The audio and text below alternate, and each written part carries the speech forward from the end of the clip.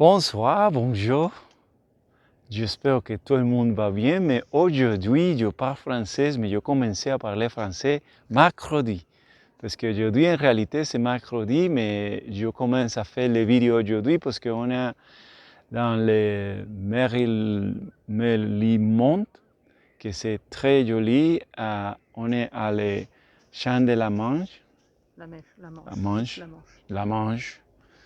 Et c'est un endroit calme et très joli.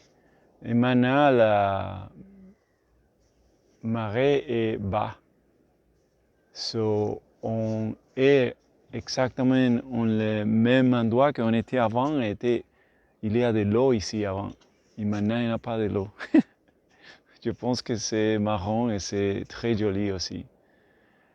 Et c'est le nouveau livre. Aujourd'hui, je vais lire des livres qui s'appellent Florence me va à aider parce que je-même ne sais pas comment dire exactement le nom du livre, mais c'est Insoutenable Paradis. Parfait. Paradis. Pour Grégory Puy. Grégory Puy, il est un podcasteur. Podcast, je pense qu'en français, c'est dit aussi podcast. Et il a un podcast qui s'appelle Blanc. Et c'est un podcast très intéressant. Normalement, il a les mardis, les nouveaux podcasts, les nouveaux épisodes. Et je suis blanc depuis que j'ai habité dans les États-Unis. Quand je travaillais, ceux qui me connaissent, avant était un ingénieur de réseau pour une université. Et quand je travaillais, je savais qu'on va aller à la France. On commençait à penser qu'on va aller à la France. On déménageait plus vite qu'avait pensé, mais j'ai déjà commencé à pratiquer le français parce que pour devenir un citoyen français, il faut que j'ai appris un niveau de français et aussi il faut que je fasse quelques examens. Donc, quand je travaillais, j'ai toujours écouté français. Toujours écouté français, même si je n'ai pas entendu tout, j'écoutais français. Et Blanc, c'était un programme, c'est dit programme ou émission, je ne sais pas comment est-ce que c'est dit exactement, ou podcast, que c'était bien pour moi parce que je peux entendre ou écouter et comment? Écouter et comprendre. Comprendre, écouter, comprendre. Et faire autre chose aussi. Quand je travaillais, je fais autre chose. Et c'était bien. Et aussi les différents sujets, c'était des sujets qui m'intéressaient. Parce qu'une chose que je dis, OK, pour apprendre français mieux, c'est mieux si je aussi écoute des choses que j'aime bien, qui vont avec moi. Il a fait une personne très intéressante.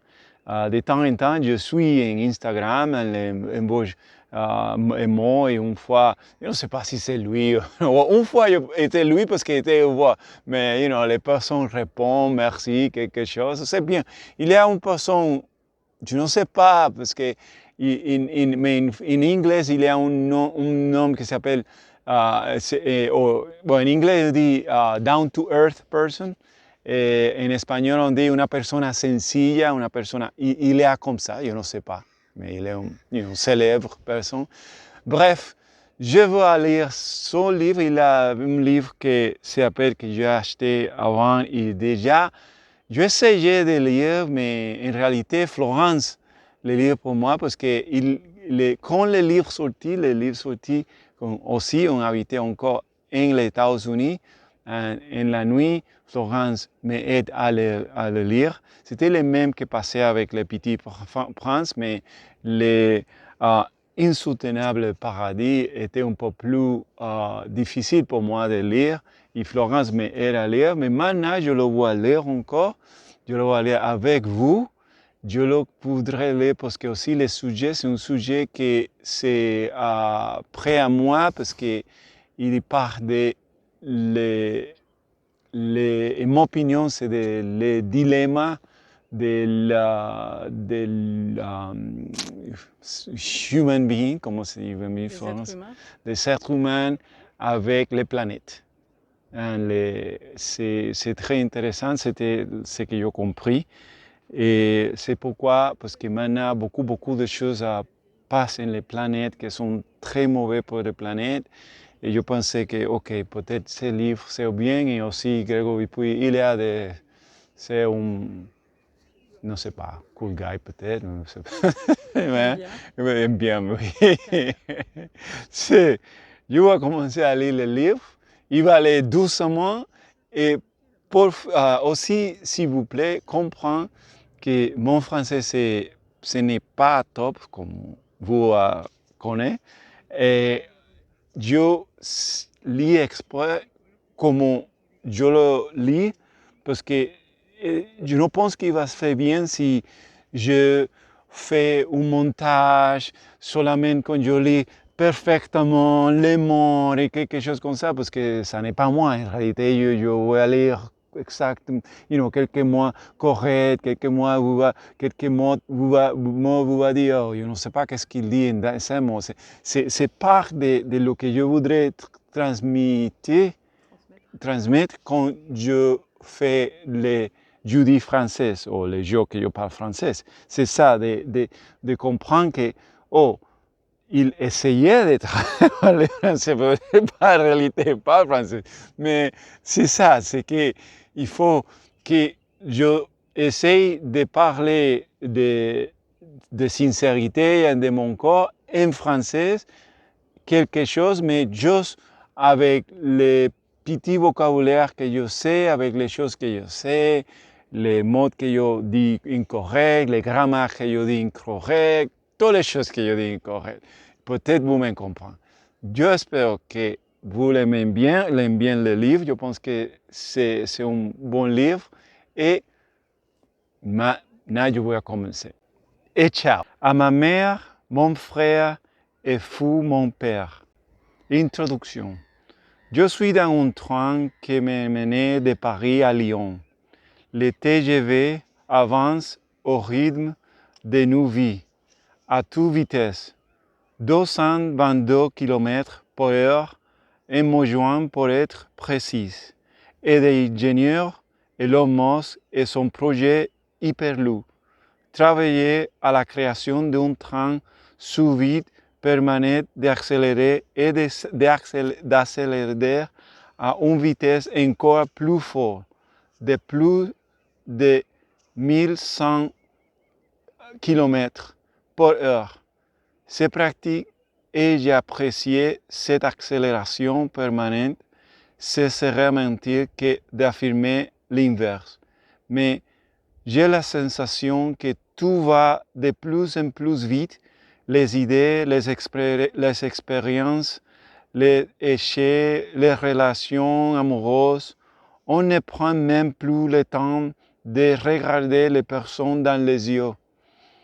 Nous sommes tous rivés sur nos écrans de téléphone au cas où nous manquerions. Manquerions quoi en fait?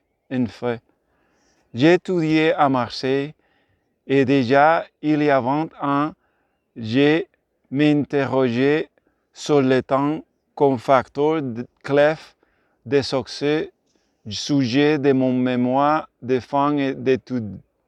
Mais aujourd'hui, j'ai besoin de ralentir, envie d'appuyer sur pause.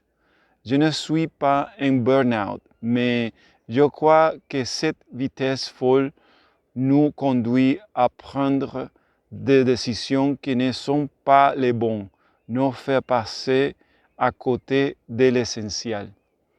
Moi aussi, je me suis laissé entraîner dans cette course.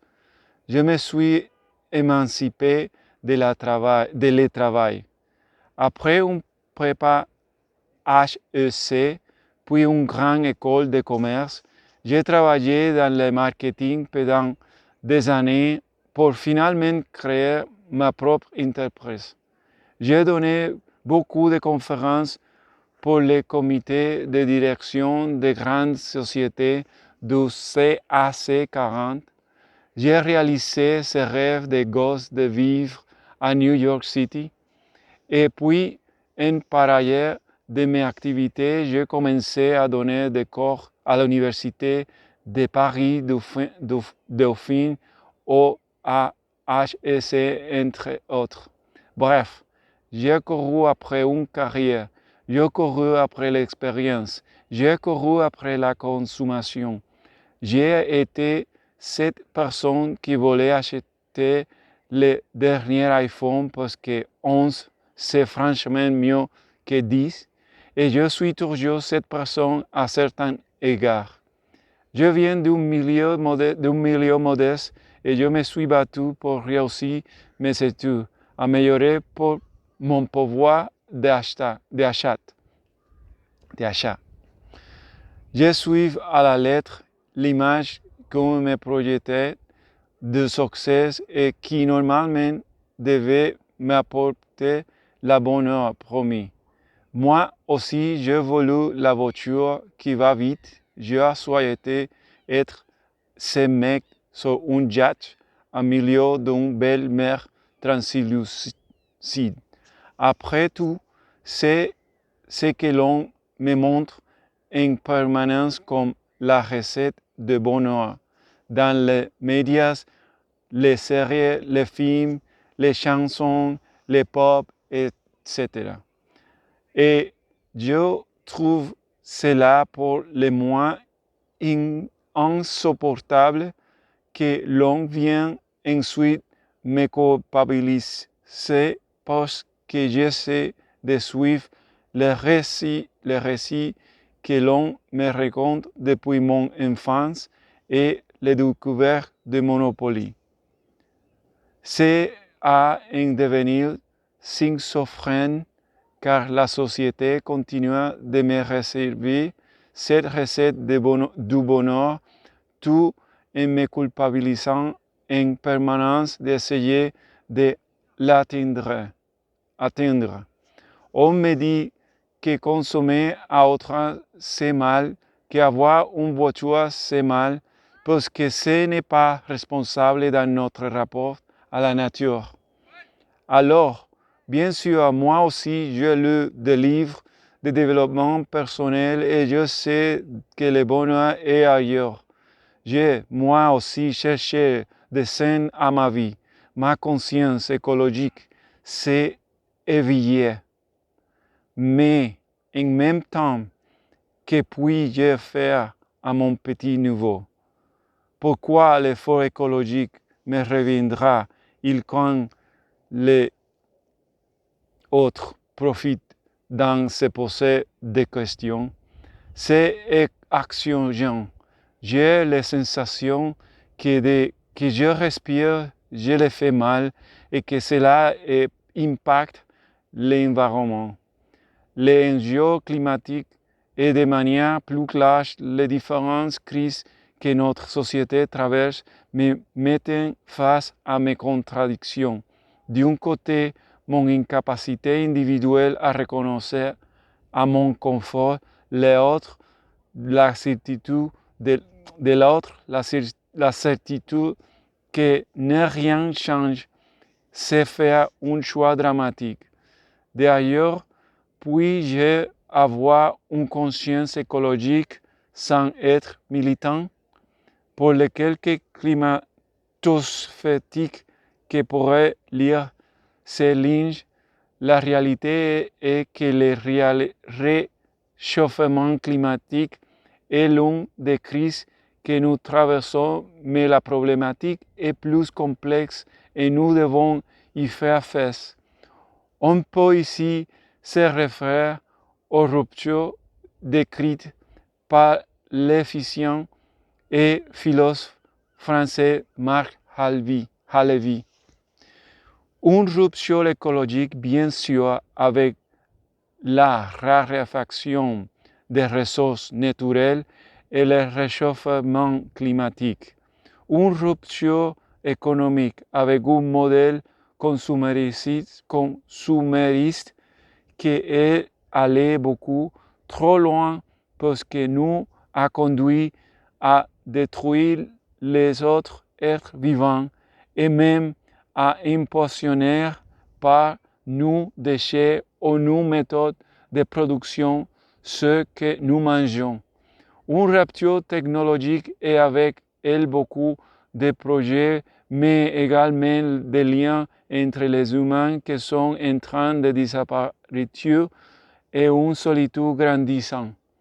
Une rupture paradigmatique qui détermine la fin de l'ère d'un progrès de la performance de la croyance pour se diriger vers autre chose. Pourtant, on avait dit que cette société moderne était un paradis.